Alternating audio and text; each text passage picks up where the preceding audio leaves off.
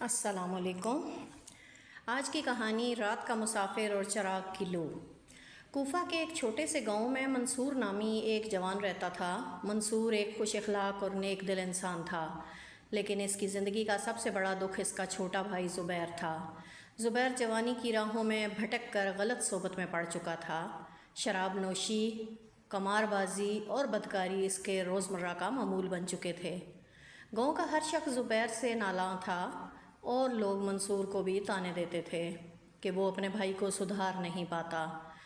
ایک سرد اور اندھیری رات بارش بڑی شدت سے برس رہی تھی۔ تیز ہواؤں کے باعث پورا گاؤں اندھیرے میں ڈوبا ہوا تھا۔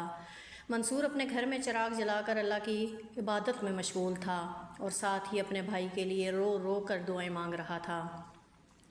رات کے آخری پہر دروازے پر زور زور سے دستک ہوئی۔ منصور نے دروازہ کھولا تو سامنے زبیر کھڑا تھا۔ کپڑے کیچڑ میں لت پت، آنکھیں سرخ اور پورا وجود خوف سے کانپ رہا تھا۔ اس کے ہاتھ میں ایک خون آلود خنجر تھا۔ زبیر نے روتے ہوئے کہا، بھائی، مجھ سے بہت بڑا گناہ ہو گیا۔ جوئے کے اڈے پر میرا جھگڑا ہو گیا اور غصے میں میرے ہاتھوں ایک شخص کا قتل ہو گیا۔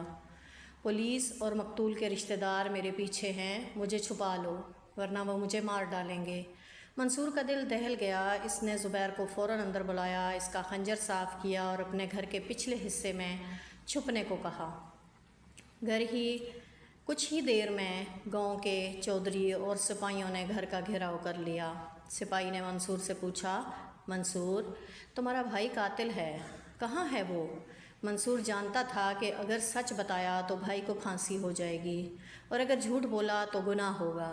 اس نے ایک لمبی سانس لی اور دل ہی دل میں اپنے رب کو پکارا، پھر بولا، میرا بھائی اندر نہیں ہے، لیکن اگر تم قتل کی سزا کے لیے اس کو لے جانا چاہتے ہو تو مجھے لے جاؤ، میں اپنے بھائی کی جگہ قید ہونے کو تیار ہوں۔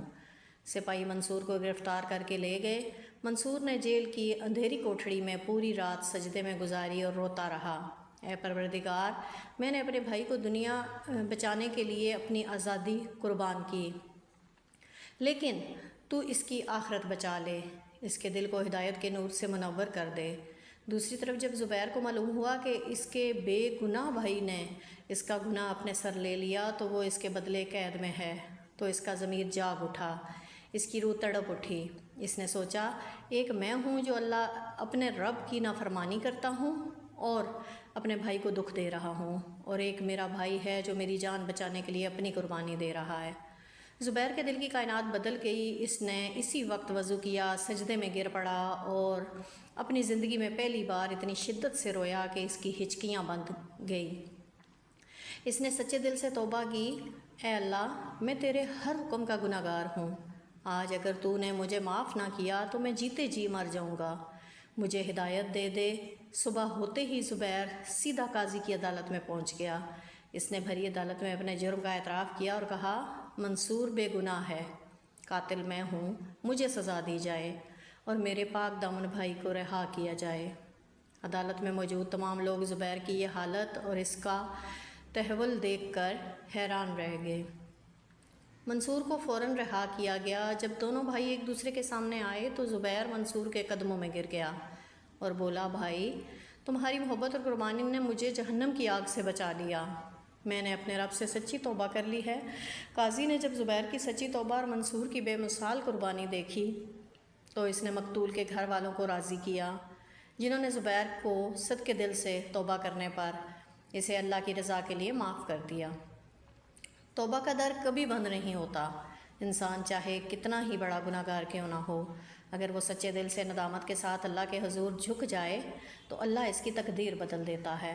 محبت اور صبر کی طاقت سختی اور طعنوں سے دل نہیں بدلتے، بلکہ اپنوں کی قربانی، خلوص اور ان کے لیے کی گئی دعائیں سنگ دل سے سنگ دل انسان کا دل بھی موم کر دیتی ہیں۔ توکل اور غیبی مدد، جب انسان دوسروں کی بھلائی کے لیے خود کو خطرے میں ڈالتا ہے تو اللہ تعالیٰ اس کے لیے آسانیاں اور نجات کے راستے پیدا فرما دیتا ہے۔ برائے مہربانی چینل کو سبسکرائب کریں اور ویڈیو کو ضرور لائک کیجیے گا۔ جزاک اللہ خیراً کثیرا۔